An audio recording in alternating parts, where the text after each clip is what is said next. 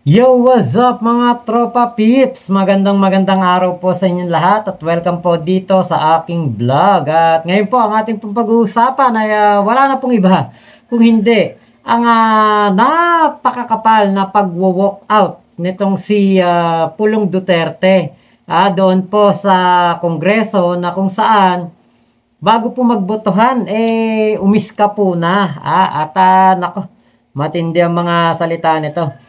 Pero, alam niyo po ba na ito po tama lamang na ginawa ni Baste Duterte? Bakit? Kasi isa siyang Duterte. Bastos siya. Diba? Bastos naman Bastos ang mga Duterte. Bastos ang tatay. Bastos ang anak na babae. Bastos ang bunso. Ano pa ba asahan mo kay Pulong? Diba? So, ito po yung balita. House Speaker si Congressman Martin Romualdez. Pero bago ang botohan, nag-walk out si Congressman Paulo Duterte. Nasa frontline ng balitang yan si Marian Enriquez. Nagbotohan ang mga kongresista para sa liderato ng Kamara sa 20th Congress. Walang lumaban, kaya si late 1st District Representative Martin Romualdez pa rin ang mananatiling House Speaker sa botong 269. Si Quezon Representative J.J. Suarez ang nag-nominate sa kanya na sinigundahan ni Presidential son at Ilocos Norte Representative Sandro Marcos. Nag-abstain o hindi bumoto sina Navotas Representative Toby Chanco at Cebu 5th District Representative Juke Frasco. Pati ang napaulat na kalaban ni Romualdez sa pagka-speaker na si Bacolod Lone District Representative Albi Benitez, nag-abstain din. Ayon kay Benitez, hindi niya binoto si Romualdez dahil naniniwala siyang ang kailangan ng Kamara ay isang leader na susuportahan si Pangulong Bongbong Marcos at hindi hihilahin pababa ang Pangulo. Sa kabila niyan, matapang ang naging mensahe ni Romualdez sa kanyang speech matapos manumpa. Nagpasa rin siya sa Korte Suprema kaugnay ng pagdedeklara sa Articles of Impeachment laban kay Vice President Sara Duterte na unconstitutional o labag sa batas.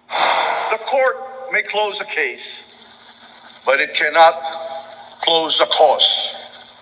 The pursuit of accountability is not a moment. It is our mandate. As your Speaker, I will be here, not just to preside, but to protect.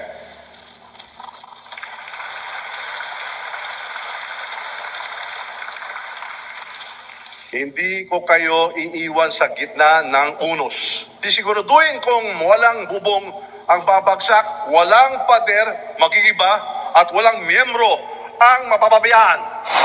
Kung si Romualdez, di ba hindi ko kayo iiwan sa gitna ng unos. Kasi meron tayong kilala na vice-presidente. Bagyuhan sa Pilipinas. May paparating na bagyo. Nanood ng concert sa Germany. Tapos ngayon naman, may bagyo, may habagat. Inuuna po ang pangangampanya sa ibang bansa. Nangangampanya na sila ni Robin Padilla. Iniikot na po ang mga Filipino community para manira po ng ating gobyerno, siraan si PBBM, siraan ng mga nagtatrabaho sa gobyerno, samantalang sila, lakwatsa ng lakwatsa, hindi nila nakikita yung ginagawa nilang katarantaduhan. Ngayon, dyan sa sinabi ni Albi Benitez, hindi naman ako naniniwala doon na hinihila ni House Speaker Martin Romualdez pababa si PBBM.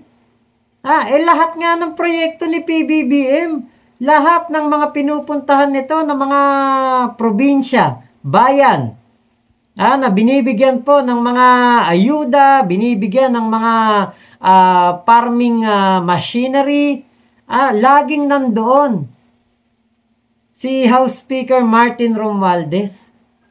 Ikot ng ikot si Speaker Martin para po makapagpaabot ng tulong sa ating mga kababayan, may baha man o wala.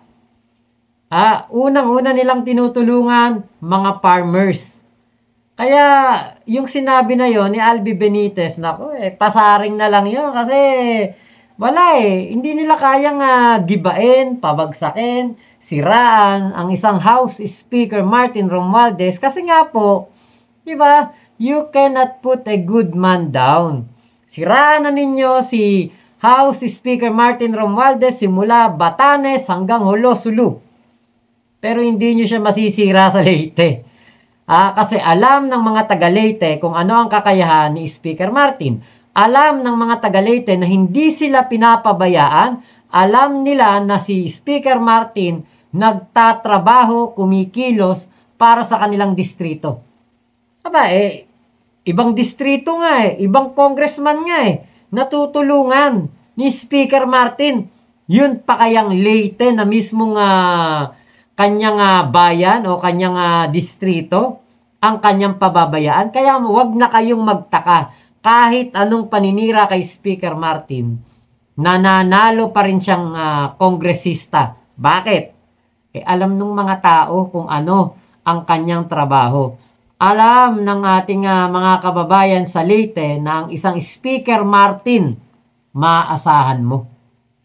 Hindi mangiiwan, bigla namang umalis ng batasang pambansa si Davao City Representative Paulo Duterte. Nag-walk out siya pagkatapos ng roll call kasama mga kapwa mambabatas mula Davao. Ayon kay Pulong, hindi siya bumoto para sa speaker at hindi rin siya sasali sa minority bloc. Ayaw daw niyang maging bahagi ng tinawag niyang political circus na nakalimutan na kung sino ang dapat pagsaserbisyuhan ang taong bayan. Samantala, inihalal bilang senior deputy speaker si Ket. Tama lang yun. Okay lang yun yung ginawa ni Pulong. Okay lang po yun.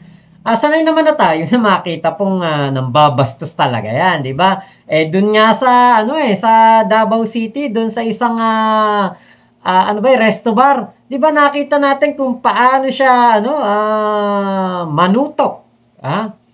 Kung paano manakit. Nakita natin yun Diba? Nakita natin na kung paano siya gumawa ng mga kung ano-anong bagay na hindi dapat ginagawa ng isang kongresista. Kaya po yung mga ganyang pag-walkout, naku, wala nang dating yan. Alam naman natin na kaya nagwo-walkout yan, hindi na sila ang leader Diba? Hindi sila ang majority. Hindi nila hawak sa leeg ang presidente, ang senado, at ang kongreso. Hindi nila hawak. Wala silang mga tuta dyan. Hindi nila puppet ang mga leader dyan. Diba? Meron man silang mga tuta pala na mga nasa senado o nasa kongreso. Ibig sabihin, yung mga leader, hindi nila mahahawakan sa leeg. Hindi nila ito mauutusan, hindi nila madidiktahan. Katulad nung panahon ni Digong. Saka isa pa, bakit mag-i-stay pa dyan si Baste?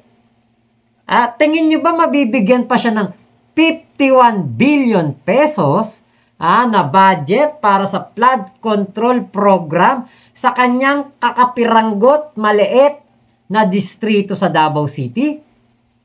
Na kapag po umulan, sabi nga nung isang nanay na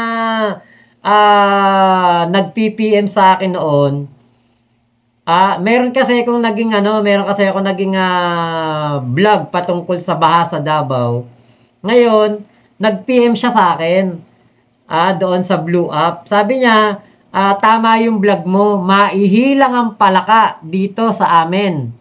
Ang sabi pa niya nun, maihilang ang baki ba? Baki o kabe? Baki. Palaka. Maihilang daw ang palaka, baha na daw doon sa harapan ng kanyang tindahan. Taga Davao yun nag-chat sa akin.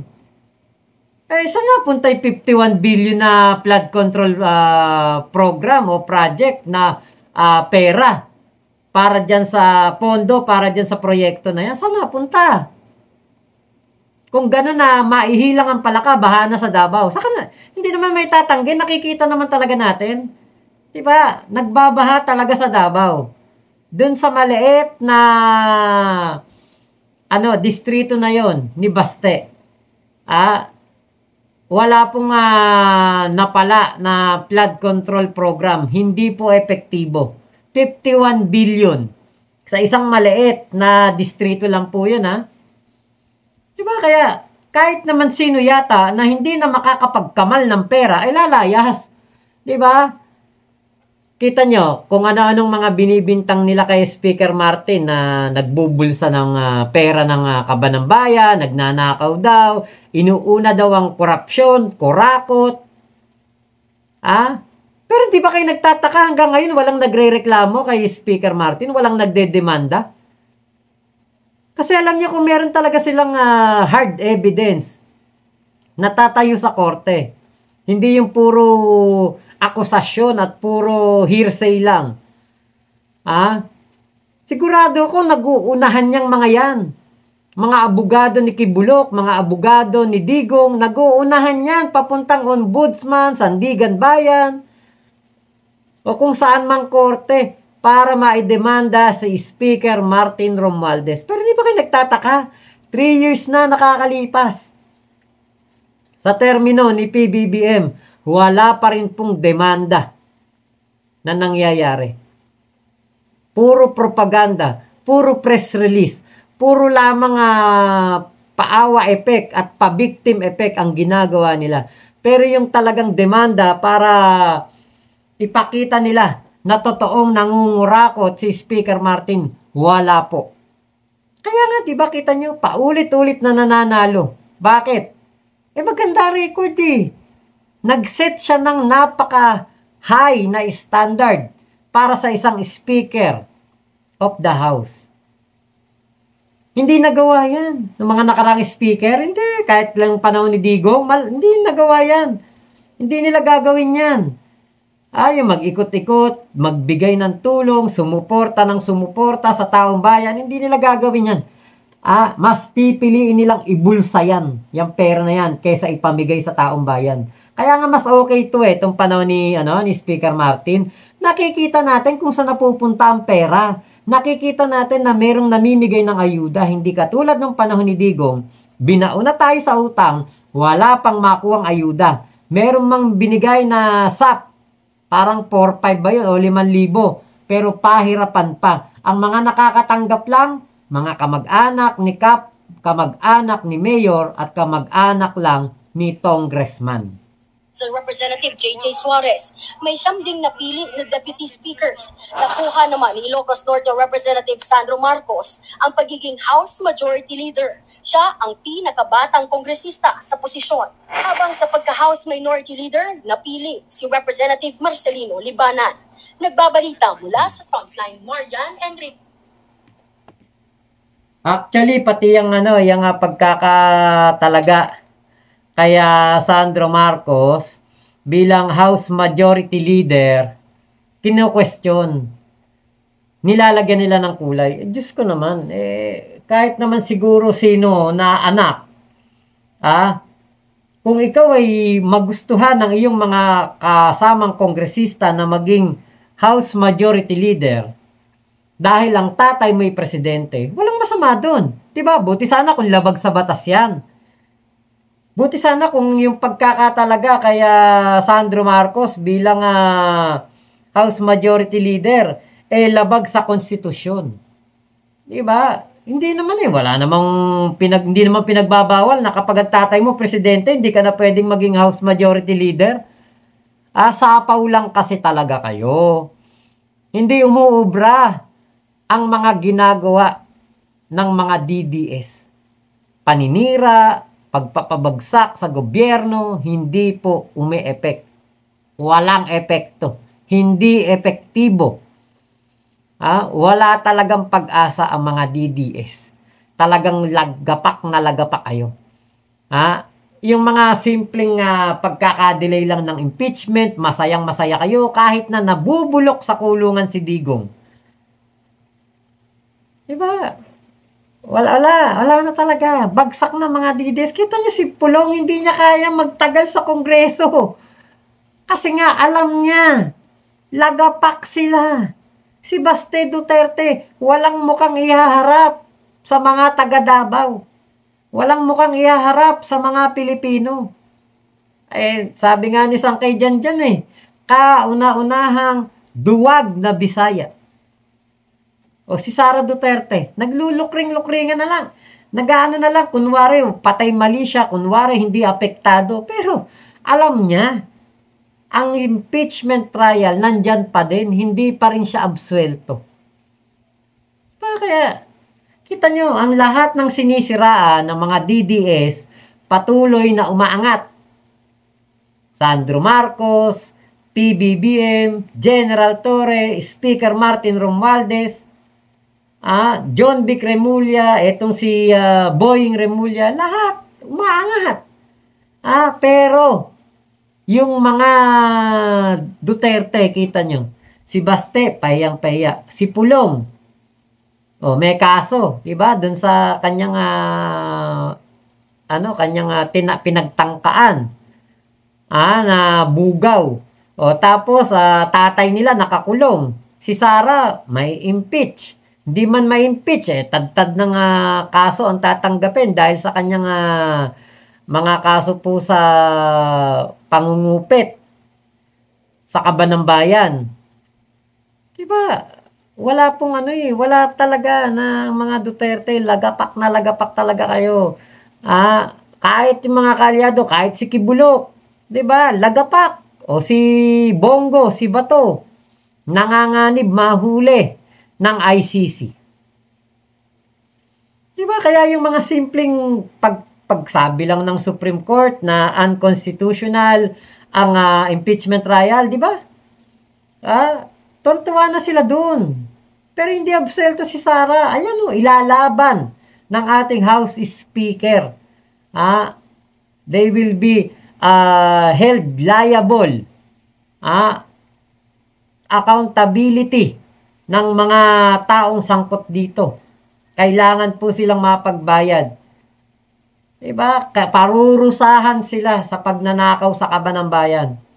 Ito ang totoo. Ito ang malinaw. Yung pinagbibintangan nilang kurakot, walang kaso. Si Speaker Martin. Pero yung nagsasabi na kurakot si Speaker Martin Romualdez, merong impeachment complaint.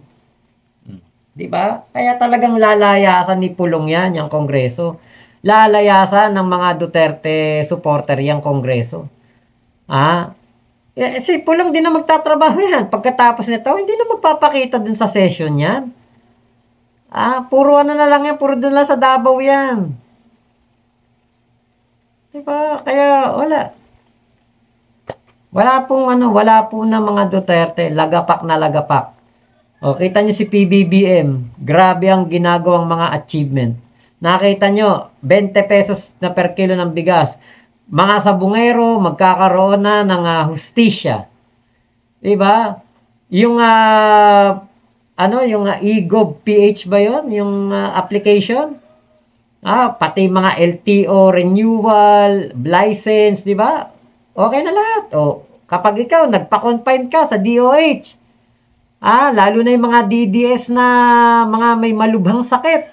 Kapag nagpunta sila ng DOH hospital, wala nang babayaran, bayad na ang kanilang bill. Nagawa ba ni Digong yan? Hindi. Binaon lang tayo ni Digong sa utang. Ginumon sa sugal ang mga Pilipino. Ginurgur ang mga matitinong Pilipino. Pero yung mga drug lord, hinayaan lang na makatakas. Diba? Kaya po, better luck next life, mga DDS. So, yun lamang po. Maraming salamat sa pagsama nyo dito sa aking vlog na ito. Ingat po kayo.